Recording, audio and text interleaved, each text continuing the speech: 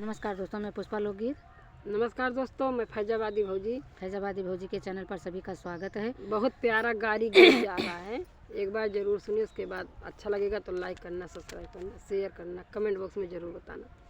पूरी खाई लिया दशरथ के चारियू लाला, पूरी खाई लिया, पूरी खाई लिया दशरथ के चारियू लाला, पूरी खाई लिया, पूरी खावउनी सीकड़ भी देवे, सीकड़ भी देवे, सीकड़ के बदले मम्मी भेजे कपड़ी, भेजवावे कपड़ी, पूरी खाई लिया, पूरी खाई लिया दशरथ के चारियू लाला, पूरी खाई लिया, पूरी खावउनी घड़िया भी देवे, घड़िया भी देवे, घड़िया के बदले चाची भेजे कपड़ी, भेजवावे कपड़ी, पूरी खाई लिया, पूरी खाई लिया दशरथ के चारियू लाला, पूरी खाई लिया, पूरी खाई लिया दशरथ के चारियू लाला, पूरी खाई लिया, पूरी खावउनी सुटवा भी देवे, सुटवा भी देवे, सुटवा के बदले भाभी भेजे कपड़ी, भेजवावे कपड़ी, पूरी खाई लिया, पूरी खाई लिया दशरथ के चारियू लाला, पूरी खाई लिया, पूरी खाई लिया दशरथ के चारियू लाला,